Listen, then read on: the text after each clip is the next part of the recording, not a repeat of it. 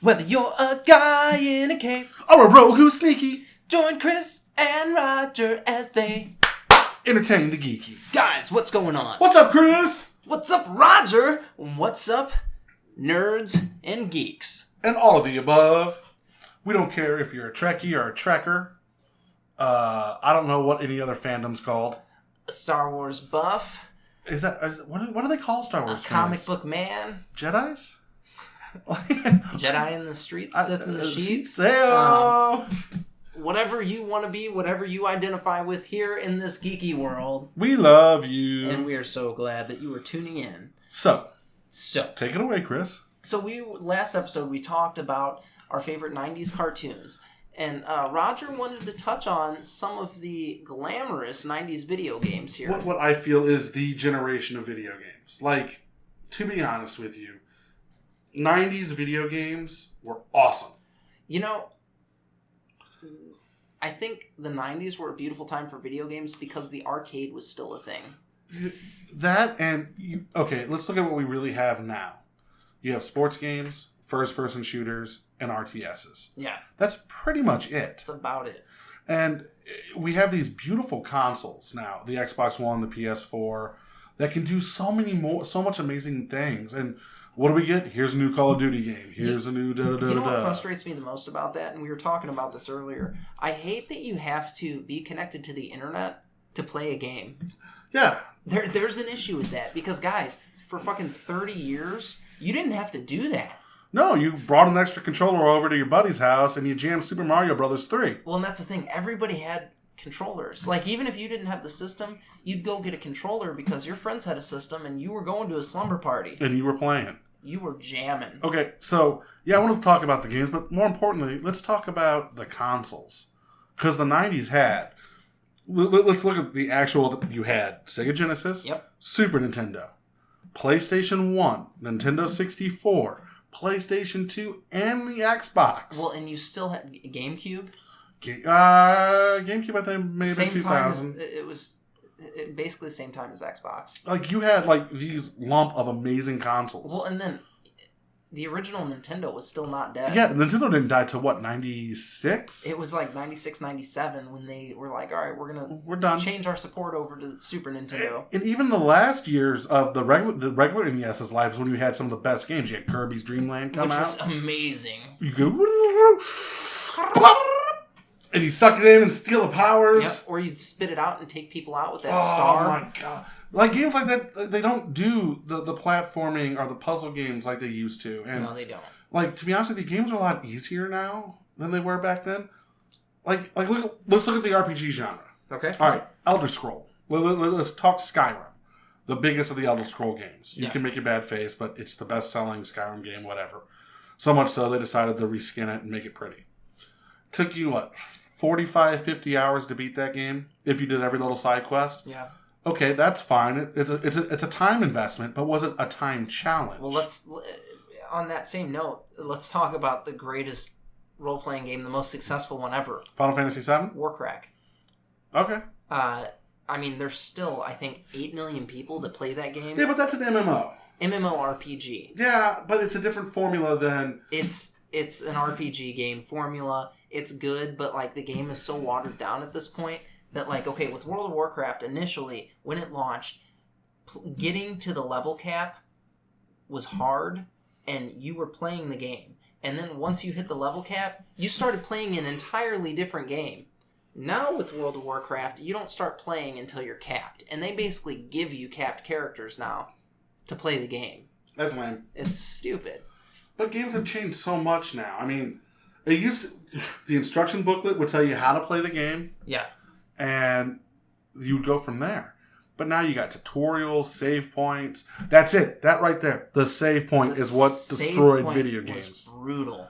Well, hold on. Once upon a time, the save point was a very different thing than what it is now. Yeah. Now you just click select on your controller. And save. And then save. Before, you had to get to a checkpoint to save. And you could be 4 feet, like, your character would need to take 4 steps, and you would die before you'd get to that checkpoint, and you're like, fuck, I gotta do it all over again. You know, Metal Gear Solid, prime example. Well, Not just Metal Gear Solid, but fuck, what's another one? I'm drawing a blank here. We were talking about it outside. The StarCraft. StarCraft? Was it StarCraft? I don't remember. I don't know. We were talking. I don't know. But why do games suck now? Why do they suck compared to the 90s? Every game now is in-game. Okay. Every game now is an in-game game. Okay. So, like, even Destiny, which is a game that I enjoy, which is a game that I played a lot of, it's an in-game game. Like, you really don't start playing Destiny until you cap. But, okay, I'm enjoying Battlefield 1 right now, and you pretty much pick that game up and go. You do pick it up and go. Like, but it's not... It's a first-person shooter. It's a first-person shooter. GoldenEye had already done it. I guess, like, I'm not saying I don't enjoy playing video games now. I still enjoy them, but I find myself looking back and buying more retro games. Like, every time the Xbox releases a collection of games from the past, I get more excited than I do about... Well, and then Nintendo just launched their NES that blew up everywhere. It's sold out everywhere. My boss came to me. He's like, do you have an NES for sale? I'm like, dude, I have 2 original Nintendos. I'll sell you one. He's like, no, I want the little one. And I'm like, no, that's stupid. No, we don't have that. I'm like, no. I don't have that. I'm not going to buy it. I've got one sitting in my closet. I have a Super Nintendo sitting in my closet. Before you and I started the show, when I had disposable income, I was starting to do retro gaming collection. Yeah. And I ended up buying the Super and buying a Nintendo and buying what I would consider the top 10 games for each system. Mm-hmm. I've stopped doing that lately, and I'm very annoyed now that we're having this conversation, and I'm not doing that anymore. You know, stores that are keeping that alive and well are awesome. We've got here in St. Louis, we've got V-Stock, Slackers.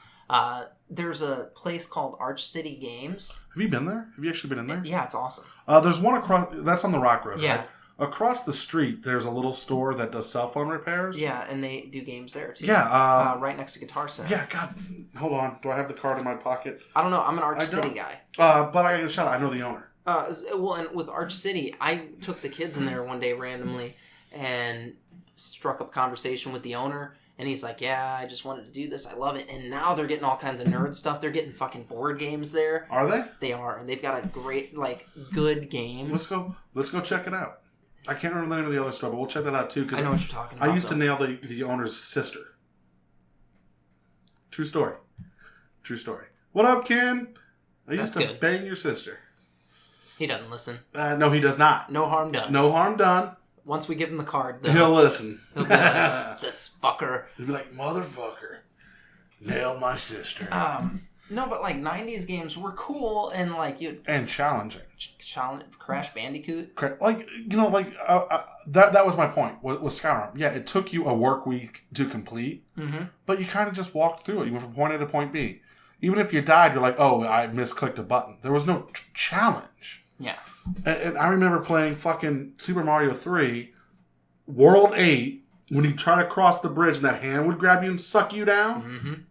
Fuck, you were in for a hard time. It was over. You were like, oh, yeah. And those, I have broken so many Xbox controllers playing Call of Duty in my time. I have never fucking broken a Nintendo controller. Those goddamn things were sturdy as fucking rocks. I would never have thrown one. See, there was a different expectation with games then. Oh, you knew you were going to die. You were going to die. They put in cheat codes to give you 99 lives. Because you were going to die. Up, down, left, right, A, B, select, start. So let's talk about, Mortal Kombat. Wow. B, A, B, A, B, A, C, A, B, B, A, start. Blood code. And then back A with Scorpion so you could shoot your... Shoot your... Get over here. Get over here now. And then... Start up to rip off your mask and flame them to death. And then you had the... Hold down and press the punch button for the uppercut that would knock them down onto the spikes. Onto the pit, yeah. And you had to have the blood code You had to have the blood code for that. That was awesome. Down, up, left, right, Dillard. Down, up, left, right, down was the cheat code in the Sega Genesis to open up the option menu where you can change everything. Blood code, timer around. You could play as Reptile with that code. I loved the Reptile. There were so many things you could do. These were things that you just found. Let me ask you a question, because you're a Nintendo boy. Yep. To me, there was 3 ultimate 2-player games on Nintendo. I'm going to see if you agree with these. 1, Battletoads. Battletoads was cool. Because it got harder to play Battletoads with 2 people because you could punch yourself. Yeah, okay. Top Gun 2. I never played Top Gun 2. Oh my god! So you were split screen and jets trying to blow each other up. Nice. And the game always started with you coming at each other. So me and my friend made rules where you could not shoot until the first pass. Okay, and then it was like... And then it was game on. And like a little radar. Oh my god. I'm bringing Top Gun 2 over. Done. We're going to jam this shit. What was your third? Fuck it, I lost it. Doesn't matter. Double Dragon. Actually, Double Dragon. Double Dragon was awesome. All three of those games. Double Dragon was very, very good.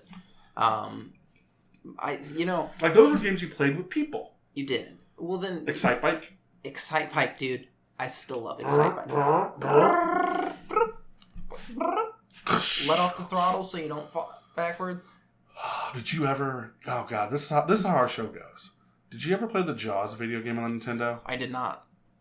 So I grew up in a house full of boxers. Right? So we were playing Knockout King, and then when Sega Saturn came out, we didn't even mention that one. Oh, we forgot the Dreamcast, too. Dreamcast was cool, but short-lived. Sega Saturn was righteous and badass. The Dreamcast was short-lived, but it was still badass. It was. And it was probably the best of the systems that came out at that time. No, it hands down was. It was better than the PS2. Well, they were talking about redoing it a couple of years ago, and that was just bullshit. Yeah, Sega's never going to release another console. Dude, if they oh my god. Yeah, if Sega redid another console, it would be amazing. Like, Dreamcast was the shit. Yeah, but good system. Sega Saturn was amazing. It was a good system, It was amazing. I didn't own a Sega. Atari Jaguar. Atari Jaguar was cool, but not many people had that. No, but it had the one game that legit made me piss myself. Aliens vs. Predator. Okay. That game was legit. Walking down the corridor and face hugger to the face. Done. Game was over. Awesome. We talked about Kirby, because I played a fuck ton of Kirby. Yeah, my friend Erin, who lived up the street from me, she had Kirby. So it was really funny. The Nintendo was hooked up in her bedroom. I always felt bad for her parents, because they'd walk by, and here we are, 11, 12, 13-year-old kids, and you're hearing the sounds of video gamers. Like, and I swear to God, her parents walk by, and they're like, that kid just doesn't know how to fuck. I swear he doesn't. And to this day, he doesn't. Nope, still don't know. It's always with a bed now. All right. You mentioned arcades, though, because the 90s was... It was the end of the arcade era. Well, it was also one of the golden times. Like the 70s, they were making money, and then they crashed. And then 80s kids were still going to arcades. You'd go to an arcade with your quarters. And you'd pump money in, but the Atari had crashed, and then you saw the arcades build back up. Yeah. So in the 90s, what was the arcade game like you were down to play? Okay, anytime you'd go somewhere and you'd see a Mortal Kombat arcade, you had to play it. Yeah. There was also... It had a blue gun and an orange gun. Lethal Enforcers? And you were shooting aliens. Oh, XCOM. Area 51. Yes. Yes. Anytime I see an Area 51 machine, I'm playing it. Did you ever play Smash TV at the arcade? Mm-mm. Where it was like Robotron, where you're a little guy, and you could not beat this game. They made it to where you just couldn't beat it, but you just killed everything in a room. It was top-down perspective. You were on a TV show competing for cash. Okay. So every time you kill people, they drop money and power-ups and what have you. Nice. And the announcer would be like, "It's raining blood!" Let's talk about, we mentioned GameCube. One of the best games ever made came out on GameCube, and it will never get the recognition that it deserves. Eternal Darkness? Beautiful Joe. That game is hard as shit. Whimsical, just fucking awesome game. I make that statement about games not being as hard as they were back in the 90s, and I would like to retract that for a second. Nintendo still makes hard as fuck games. Nintendo still goes ham. They still give a shit. Yeah. Nintendo's had the game formula from the beginning, though. And when I was a teenager into my early 20s, Nintendo was always that system for kids. It's like, you got to get an Xbox, you got to get a PlayStation. They've got the mature games. Now that I'm older and I realize that mature games just mean blood, they don't mean good shit. Yeah. Nintendo's where it's at. No, it is. Nintendo makes damn good games. It does. Dude, about 6 or 7 years ago, I think it was 7 years ago, I went through and was replaying through Beautiful Joe. I went and bought a previously played copy at Blockbuster, because that's something that Blockbuster did back in the day. Yeah. You'd get previously played or previously viewed, and you would get like fucking 90, or not 90, but like 60% off, 70% off of the game or movie. I fucking picked up Beautiful Joe and started playing through it. Game is hard as fuck. No, Nintendo still does it. I recently was playing through New Super Mario Brothers 2 on the Game Boy Advance. Yeah. Or the 3DS, sorry. That's how old I am. Yeah.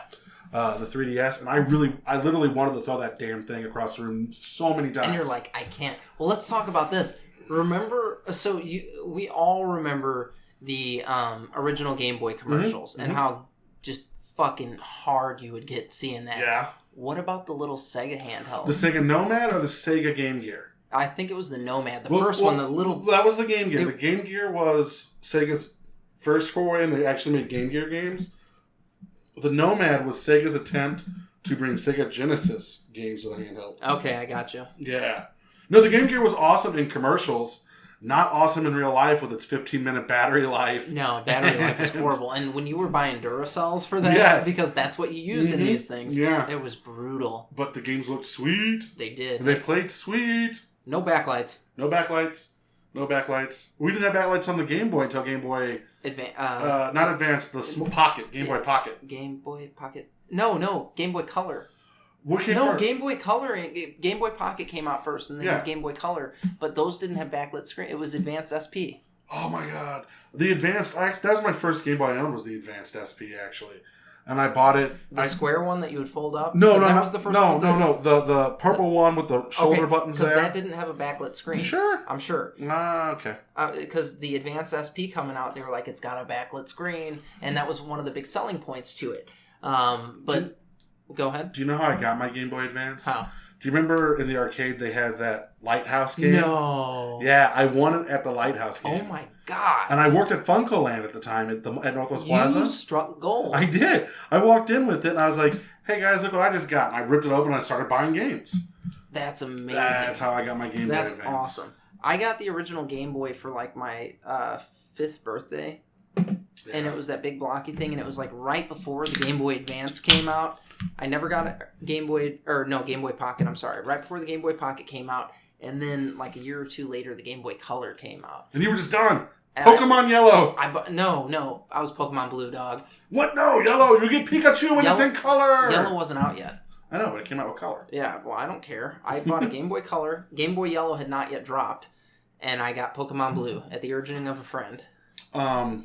Blastoise. Blastoise? Squirtle. I started with Squirtle, but Blastoise had Hydro Pump, and Hydro Pump was ridiculously overpowered. You ever realize how sexy those moves sound? Some of them. Hydro Pump. Yeah. Sounds like somebody's having an orgasm and an intense one. Yeah, no, it's getting wet in here. What was I gonna say? Fire Spin. How sexy does that sound? Sounds like Vine Whip. Ooh, dirty. I'm gonna Vine Whip you, baby. Please, sir, may I have another? Oh, fuck me. My mom, for one Christmas, remember, okay, so you had the NES, the end-loading NES. Yeah. And I told her, we have a PlayStation, so Super Nintendo was on the way out. And I said, hey, one Christmas, Mom, I'd like for you to get me a Super Nintendo. They're cheaper now, XYZ. I'd like to have one. My poor mother bought the top-loading NES. Oh, no. And she bought 2 games for it. But she didn't buy Super Nintendo games. She bought Captain America and the Avengers and the X-Men game. God bless her. Do you know how horrible that X-Men game was? It was bad. I actually had played the shit out of that. But the Captain America and the Avengers game, that was on point. Was it? LGN did a damn good job with that game. Nice. Oh, it was so much fun. I ended up trading that away for an Atari 2600 or whatever. We just fucking 90s'd out so hard in the last episode. How are we forgetting the Power Rangers games for Super Nintendo? Or Sega Genesis. But the Super Nintendo ones were better. I didn't play those growing up. I played the Sega Genesis. I played Power Rangers the movie. I played it on Super Nintendo. On Sega Genesis. Yeah. Yeah. Yeah. Actually, I played the original Power Rangers game on Super Nintendo. I didn't play the movie game until I was about 8. I was like 12. You're a couple years older than I am. I am a couple years older than you. Do you remember... Okay, let's talk about this. Teenage Mutant Ninja Turtles. The arcade game on the NES. Oh my... Well, hold on. First of all, the arcade game. Yeah, really like, good. If you could go somewhere and find it, because you didn't see it many places. No. Well, you did, but you didn't see the 4-player. I want to switch real quick. Go. You know where I want to go? I do. The 4-player X-Men game. Where everyone fucking stabbed each other to play Nightcrawler. Marvel vs. Capcom. I hated that game. That game kicked ass. It kicked ass. So I'm a Street Fighter purist. I love fighting games. Okay. And Marvel vs. X-Men vs. Street Fighter is the best one of those in that series. That's a great game. Strictly because it's not a button masher and the characters are almost balanced. And then they were like, guess what? Let's just make it a button masher and do crazy things. And that gave us Marvel vs. Capcom. You know who we need to have on the show? Who's that? Cody. Okay. Cody is a huge Street Fighter. Yeah. I'll kick his ass. He went and got his fucking game stick on with his Xbox. I don't need no game stick. I'll kick his ass without a game stick. Let's do this. He would jam. Hard. Oh my god. Capcom. It was Capcom versus SNK 2. That was my game. That was my fighting game growing up. Well, it's so funny because like when you hear people talk about these games now, like even the modern versions of them that they're putting out, right? It's still they're like, no, that character's weak on their left. You can't do that. No, fuck you. I'll do what I want. Ken, Ryu, and Mitsurugi. Let's fucking go. And Mitsurugi, you're talking Soul Calibur now. Yep, he was in fucking SNK versus Capcom 2. Not Mitsurugi, maybe. I don't fucking know. No, it wasn't Mitsurugi. Hamaruru. I don't know, the guy from Samurai Showdown. Yeah, it was not. It was not Mitsurugi because, dude, Soul Calibur, fuck. Soul Calibur 2. Yeah. Best game ever. I won so much kids' money at college on that game. Soul Calibur 2 is hands down one of my favorite games. I was all about Maxi with the nunchucks. I was all about Mitsurugi. And Raphael. And Yoshimitsu. I would kick your ass. I took the 2 samurai, and this is what I would do. I could cheat through my first fight with Mitsurugi. Like, get through that first character. That was fine. Yoshimitsu, as soon as I'd pull him out, I'd hop on my sword. And it was just jumping. You know, our good buddy Zach Dean and Aaron Graham knows a bar around here that's got video game nights. There's quite a few now. We should probably check one of those out. Yeah, there are a few bars. Carly, that was on our show last week, she actually keeps posting something on Facebook. There is a video game bar here having an event in a couple of days that she's like posting on hard. What's the event for? I think it's an in-house game that they had made. What? Yeah, it looks legit. I don't care about that. I care about proving the fact that I'm better at Cody at Street Fighter. Okay, well, Cody Tubbs, I challenge you to a duel. Fight! Hadouken! Shoryuken! Oh, fuck, I love video games. I love what video games used to be, and damn it, I hope they go back to it. There's glimpses of hope. There are. The indie game is doing really good things out there. Indie games are awesome. And hold on. Now, let's talk about this. Go ahead. Cell phone games. Cell phone games are amazing, and they're doing really good work. There are some amazing cell phone games. But no game will ever get that heart-pumping tension like the Lion King did when you were trying to escape the Stampede on the Super Nintendo or Sega. Did you play the Lion King game? I didn't play that Did you play Aladdin? I didn't. Did you play Mickey Mouse? I didn't play the Disney games. Those games were so fucking unbelievably hard. Were they? I can't beat them today. That's how hard these games were. These games were fucking... Fuck it. You and I are going to have a fucking retro game night one night. And I'm going to bring over all the systems. I think what we need to do, actually, we need to have a few of our regulars. I don't care about them right now. Here's what I care about. I care about you and I getting drunk and playing Disney games. My kids are going to be, they're going to be like, Dad, what are you doing? I'm like, you shut up! We're playing Aladdin. We're playing Disney games, son. You don't understand. So the Lion King game, there's this, the scene where you're out running what the fuck? The Stampede? Yeah, no, what? Simba. Mufasa and Simba? No, Mufasa's dead. Oh, he's already dead. He's already dead. This is when he dies, whatever. Yeah, it's when he dies. So the game does this weird, where you're Simba and you're running towards the camera, and the Stampede's behind you. Oh my god. And you would see little blips of the rock or whatever the obstacle was coming your way that you had to dodge, move left, move right, duck, or jump. It was the hardest thing I've ever done in the video game. So they did an endless runner before it was cool. Yes. Because endless runners are the shit on cell phones. Yeah. No, and it's amazing. Fuck it. I'm flipping the table. I'm bringing over the Lion King and the Super Nintendo. That's fine. No. Trust me. That mic is picking me up. It's picking you up, but we're getting Echo. Echo? Echo. Good movie, by the way. Was it? It was. So I saw previews for it in the theaters, and then As soon as it was out of theaters, it was on Netflix. They wasted no time to have that shit on Netflix. That's a fucking good, lighthearted flick. Okay, I'll have to check it out. And then I watched it was heart-wrenching. Oh my god, what was it called? The Kid and the King or something like that. The King and I? No, it was basically it's a Netflix original. It looks like claymation. It's about a boy, a fox. Oh yeah. I posted on Facebook about it.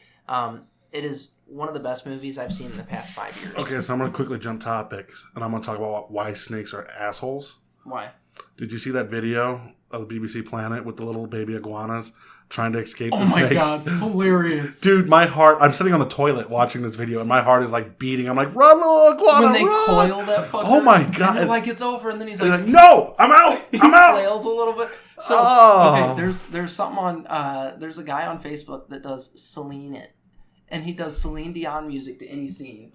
Oh, yeah? And he did it to that. That's awesome. It was amazing. So, I think you guys need to check out BBC Earth 2. And I think we're going to call it a quits here. We're going to call it, guys. You know, we need to do a better job at calling it quits. Like instead of saying, okay, we're done. We just need to go into our spiel and, like, make it.